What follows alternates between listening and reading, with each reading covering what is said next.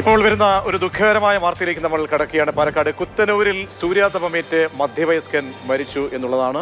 കുത്തനൂർ പനയങ്കടം വീട്ടിൽ ഹരിദാസനാണ് മരിച്ചത്.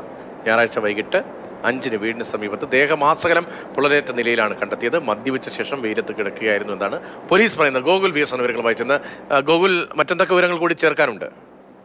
ഞായറാഴ്ച വൈകിട്ട് ഇദ്ദേഹത്തെ വീടിന് സമീപത്ത് ദേഹമാസകലം പൊള്ളലേറ്റ നിലയിൽ കാണുകയായിരുന്നു. ആദ്യം ഇത് പക്ഷേ പോലീസിനടക്കം ദുരൂഹത തോന്നി പോസ്റ്റ്മോർട്ടത്തിന് വിട്ടു. അതിനുശേഷം പോസ്റ്റ്മോർട്ടം റിപ്പോർട്ട് ഇപ്പോഴാണ് വരുന്നത്. അതിൽ സ്ഥിരീകരിച്ചൊരു കാര്യം, സൂര്യാതാപമേറ്റാണ് ഈ ഒരു മരണം ഉണ്ടായിട്ടുള്ളത്. സൂര്യാതാപമേറ്റതിന്റെ പാടുകളാണ് ശരീരത്തിലും പൊള്ളലായി കാണുന്നത്.